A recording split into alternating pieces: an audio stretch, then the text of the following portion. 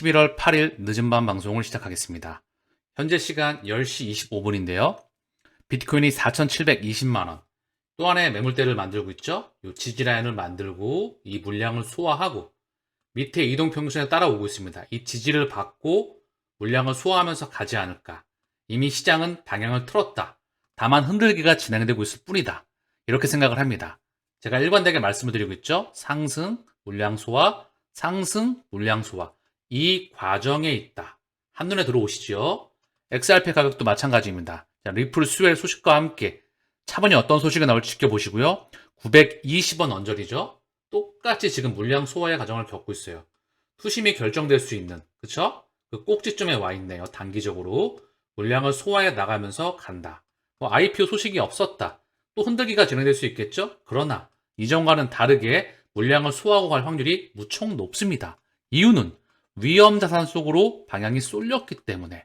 고로 비트코인 현물 ETF와 리플 SEC 소송은 같이 맞물려서 움직입니다. 이전과는 다르지요. 방향성이 결정이 될 때가 되었다. 이놈도 움직일 때가 되었다. 저는 그렇게 생각을 합니다. 다만 흔들기가 있을 뿐이다. 빠질 때마다 불안해하지 말고요. 가치에 집중하시길 바랍니다. 또 이 말씀을 드리고 싶은데요. 제가 좀 적어왔어요. 개수, 자금 중요합니다. 금액이 좀 많으면 좋겠지요. 그쵸? 조금 더 빨리 갈 수 있겠죠. 큰 돈이 사실 안전하게 돌아가는 게 투자입니다. 그런데 이거보다 더 중요한 게 뭐냐면 시간입니다. 이유는 뭘까요? 이제 응애하고 태어났기 때문에 시장 규모가 1000배 이상 커집니다. 비트코인으로 부자가 됐던 사람들이 큰 금액을 가지고 부자가 되셨던 분도 계시겠지만 얼마 안 되는 수백만 원대 이 금액에서도 엄청난 부를 읽었던 사람들이 있는 걸로 알고 있습니다. XRP도 마찬가지죠. 얼마나 오래 가지고 갈 수 있느냐가 핵심입니다. 아시겠죠? 물론 시기가 예를 들면 비트코인이 XRP가 가격이 1000원 또는 만원, 10만원 갔어. 여기서 이미 만원만 가더라도 90% 이상이 이탈할 겁니다. 10만원까지 가게 된다면 몇 프로가 이탈할까요? 100만원까지 갈 수 있는 사람은 몇 명이 될까요? 여기서 내가 1만 개가 전 세계 5%입니다. 1만 개는 열심히 노력을 하면 많은 사람들이 저축할 수 있지 않을까요? 뭐 1만 개 조금 안 되더라도. 결국 1만 원에서 많은 사람이 이탈하겠지만 10만 원까지 갖고 간다면 또다시 100만 원까지 갖고 간다고 한다면 이 게임은 얼마나 오랫동안 갖고 갈 수 있느냐. 그게 다를 겁니다. 아시겠죠? 물론 개수와 자금이 중요한 것도 중요합니다. 그러나 더 중요한 건 시간이다. 조급한 마음을 버리시고요. 내가 1000만 원으로 시작했다. 그러면 1억까지, 1억에서 10억, 10억에서 또 100억, 100억에서 1000억 라인업대로 가면 됩니다. 100만 원, 1000만 원, 밑에 10만 원으로 시작을 하더라도 10만 원에서 100만 원, 100만 원에서 1000만 원, 1000만 원에서 1억, 1억에서 10억, 100억 요 라인업대로 가면 된다는 거죠. 시간에 집중하시고요. 본인이 할 수 있는 역량 안에서 최선을 다하시길 바랍니다. 그리고 평상시와 똑같이 길을 걸어가세요. 조금 일찍 도착하느냐, 늦게 도착하느냐의 차이만 있을 뿐입니다. 뭐 먼저 가면 뭐해? 2, 3년 늦게 가면 어때? 에? 이거 빨리 가려고 하다가 토끼처럼 빨리 가려고 하다가 도착지에 도착을 못하는 경우가 100명 중에 98명입니다. 아시겠죠? 완주를 목표로 하시고요. 떨어지면 기계적으로 모은다. 올라가면 일부 차익 실현. 떨어지면 기계적으로 모은다. 올라가면 일부 차익 실현. 끝까지 갖고 간다. 50% 물량 비중으로 해서. 아시겠죠? 이걸 다시 한번 인지하시고요. 멘탈 관리가 개인 투자자는 95% 이상입니다. 펀더멘탈을 찾아냈다고 한다면 이거를 끝까지 완주할 수 있는 능력을, 힘을 길러내시길 바랍니다. 결국은 부로부터 독립하는 게 첫 번째이잖아요. 멘탈에 좌절하지 마시고 본업에 집중하시면서 이 값어치에 집중하시길. 리플 소식으로 돌아와 보겠습니다. 리플의 파트너사 포모페이가 홍콩 MSO 라이센스를 획득하였다. 머니 서비스 운영자 라이센스, 송금 서비스를 할 수 있는 라이센스를 획득하였다. 싱가포르 핀테크 기업 포모페이가 홍콩에서 MSO, 머니 서비스 운영자 라이센스를 획득하였다. 홍콩 기업 고객을 대상으로 송금 서비스를 확대할 예정이다. 포모페이는 지난 2022년 11월 리플과 파트너십을 체결하고 XRP 기반 ODL 지원에 나선 바 있다. 리플의 ODL망의 확장이죠. 홍콩과 싱가포르를 대상으로 해서 리플은 스위프트망에 최근 들어서 직접적인 확장망을 보여내고 있습니다. 홍콩 CBDC 플랫폼, 싱가포르의 토큰 결제 서비스 라이센스, 이 모든 부분에 있어서 이제 수면 위로 들어오는 모습을 보고 있습니다. 이와 더불어서 영국 최대 금권인 HSBC, 토큰화 증권 디지털 자산 커스터디 서비스를 제공한다. HSBC의 커스터디 서비스가 바로 메타코입니다. 영국의 최대 금권, 더불어 홍콩 CBDC 플랫폼에 참여하고 있죠. 그리고 포모페이가 홍콩 MSO 라이센스를 획득하였다. 자, 한번 보겠습니다. 홍콩 상하이뱅크 HSBC가 토큰화 증권 디지털 자산 커스터디 서비스를 제공한다. 이 말은 뭐죠? 영국 최대 금권에서 토큰을 예금을 받겠다는 겁니다. 보관 서비스를 받고 이제 예대마진, 이게 원화 기준으로 한다면 은행에서는 원화를 받아와서 맡긴 사람들한테 예금 이자를 주죠. 또 요거를 다시 한번 맡겨놓고 이걸 대출해 줍니다. 이걸 예대마진이라고 하죠. 지난 은행의 시스템이었습니다. 이걸 커스터디, 예금을 커스터디라고 하죠. 보관 서비스. 이거 보관해주면 또 이자를 줘야 되겠죠. 이제 돈과 코인의 규칙이 바뀌어 나간다는 것을 의미합니다. 제가 말씀드렸던 통화 시스템의 송두리째 변경되는 그 과정에 있다. 이걸 영국 최대 금권이 현재 메타코를 활용해서 진행을 한다. 자, 이게 대한민국의 4대 은행이죠. KB, 신한, 우리, 그리고 하나외환. 여기서도 커스터디 서비스가 진행될 겁니다. 이제 CBDC와 각종 코인과 토큰들, 각가지 NFT와 함께 여기 바로 보관 서비스가 진행이 되겠지요. 예대 마진뿐만 아니라 모든 돈의 규칙이 바뀌어 나가는 것을 의미합니다. HSBC는 리플 산하 메타코와 협력을 통해 2024년 디지털 자산 커스터디 서비스를 제공할 계획이다. 엄청난 소식이 나오고 있는 겁니다.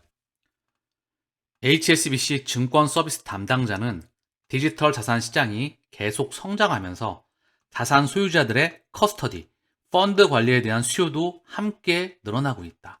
이제 코인을 맡기고 이자를 받는 세상이 옵니다. 이제 원화, 달러, 유로 앤 파운드, 위안화, 이 종이가 아니라 코인과 토큰, 0과 1을 맡기고 이자를 받는 0과 1로 이자를 받겠지요. 그 통화 시스템이 송두리째 바뀌어 나가는 그 세상이 온다는 것을 의미합니다. 우리가 왜 가상자산에, 코인에 투자하고 있는지, 그 끝판왕에, 그 대장의 XRP에 투자하고 있는지, 그 대명제를 이야기해주고 있는 거죠. 왜 4차 산업혁명인지. 리플, 아프리카 결제업체와 국가 간 결제 솔루션 도입 협력을 체결하였다. 아프리카 모바일 결제 제공업체 온아프리큐와 협력을 체결하였다. 이에 따라 온아프리큐의 세계 파트너사가 리플의 블록체인 기반 결제 기술을 도입한다. 이번 파트너십을 통해서 리플 기반 국가 간 결제 시스템이 아프리카 27개국, 호주, 영국, 걸프 지역 국가 등으로 확대될 것. 아프리카 27개국, 호주, 영국, 걸프 지역. 그리고 다시 한번 오늘 홍콩의 포모페이, 그리고 다시 한번 HSBC. 이렇게 스위프트 2.0망이 미친 듯이 확장해 나가고 있습니다. 오늘도 말입니다. 그리고 최근에 들어서 수면 위로 드러나고 있죠. 그리고 통화 시스템이 흔들거리고 있습니다. 어느 한순간에 가격은 설계된 대로 그들이 끌어올릴 수가 있겠죠. 끌어올리고 나면 밑에 들어와 있던 사람만 그 목적지에 갈 수가 있습니다. 폭등하고 나면 이미 늦지요. 다시 한번 말씀드립니다. 가치가 계속 성장을 해. 가격이 여기서 왔다 갔다 해. 어느 한순간 얘는 가치를 따라 폭등할 수밖에 없게 되어 있습니다. 이건 그들이 정하겠지요. 이때 들어오면 이미 늦는다. 여기서 열심히 올라갈 때까지 개수를 모아갔던 사람만이 이 목적지에 도착할 수 있습니다.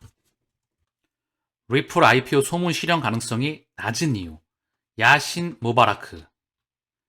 자, 디저 캐피탈의 설립자 야신 모바라크라는 분이 리플이 올해 또는 2024년 초에 상장하지 않을 것이라는 몇 가지 이유를 제시했다. 최근 들어서 리플이 IPO를 신청할 것이라는 소문이 급속히 확산되었었다. 그런데 리플 파티에서 이러한 움직임이 나타날 것이라 예상했지만 이는 사실이 아니었다. 현재 리플이 SEC와 소송 중이기 때문에 SEC의 국내 거래소 상장 전 필수 등록 서류인 S-1 서류 승인을 신청하는 것이 가능하지 않아 보인다고 밝혔다.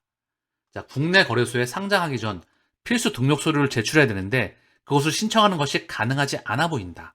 그래서 리플 CEO인 브래드 갈링허스가 미국 외 지역에서 IPO를 신청하는 옵션을 고려했지만 이에 대한 실행 계획은 드러나지 않았다. 그래서 리플 IPO에 대한 기대치를 낮추는 것이 좋다. 이렇게 또 근거가 나오고 있는데요. 지켜봐야 되겠지요. 리플과 SEC 소송과 IPO, 이게 또 따로 노는 게 아니겠지요. 이 부분은 그들이 정할 거라 생각을 합니다. 중요한 건 당연히 차례로 진행될 수밖에 없습니다. 소송 또한, IPO 또한 100% 진행된다. 그리고 그 시계추가 다가오고 있습니다. 다만 그 속도는 그들이 정하겠지요. 챗 GPT의 2024년 1월 리플 가격 예측, XRP 1달러 넘을까? 자, 그래서 챗 GPT, 얘한테 물어봤더니 2024년 초까지 리플이 오랫동안 기대했던 1달러로 달성할 수 있을지 궁금해하고 있다. 그래서 챗 GPT는 세 가지 시나리오를 제시했다. 첫 번째는 가장 높은 시나리오는 중립 시나리오라며 1월 1일까지 XRP는 0.85달러에서 1.15달러 사이가 될 것으로 예측했다. 자, 그리고 낙관적인 시나리오는 1달러 이상 1.15달러에서 1.35달러가 될 것으로 예상했다. 최악의 시나리오도 XRP는 0.65달러에서 0.85달러 사이가 될 것으로 예상하였다. 리플 가격에 영향을 미칠 수 있는 요인들은 법적 분쟁, 거시경제적인 요인, 투자자 심리 등이 꼽혔다. 자, 데이터를 기반으로 해서 챗 GPT가 이렇게 예상을 했다고 합니다. 리플과 SEC 요인, 그리고 거시경제적 요인. 거시경제는 굉장히 좋지 않습니다. 여기서 제가 조금 필터링을 해보죠. 인공지능과 인간이 가진 그런 데이터를 기반으로 해서 여러분들이 필터링 해보시길 바랍니다. 거시경제는 기준금리 동결 구간 동안에 시장은 피날레를 장식을 한다. 그리고 기준금리 인하 시그널이 나오면 경제는 폭락을 한다. 자산시장은 무너진다. 그 가운데 과정에서 시장이 폭등 나올 확률이 무척 높다. 그게 주식이 됐건 코인이 됐건 위험자산이 됐건 원화가 됐건 위험자산으로 자금이 쏠린다. 마지막 피날레를 장식을 한다. 자, 이렇게 참고하면 좋겠지요. SEC와 리플의 소송, 이것 또한 어느 정도 그림이 나올 것으로 예상이 됩니다. 그래야 비트코인 현물 ETF와 맞물려서 따라오는 현물 ETF와 맞물려서 상품과 증권에 대한 그림이 나올 수가 있겠지요. 고로 요것 또한 기대해 볼 수 있겠지요. 자, 고로 IPO 또한 차례로 이 기준점에 따라서 나올 수가 있을 겁니다. 만약 요번에 리플 수혜에서 발표가 되지 않는다면 결국 시차를 두고 발표될 수밖에 없습니다. 이게 발표가 딜레이가 되면 이것 때문에 상승이 나왔다면 물량 또 흔들고 다시 가겠지요. 흔들면 매직 기회로 활용하면 그뿐입니다. 이유는 10년에 1000배를 제가 그냥 말씀드린 게 아니죠. 개수와 금액이 중요할 수 있습니다. 그러나 더 중요한 건 뭐다? 시간이다. 결국 2년, 3년 빨리 도착하느냐 차이뿐이다. 왜? 내가 1억 갖고 시작하느냐, 10억 갖고 시작하느냐, 1000만 원 갖고 시작하느냐, 1000만 원에서 1억, 10억 가는데 또 차이점이 있겠지요. 그러나 다시 한번 말씀을 드립니다. 1000배 이상 성장한다.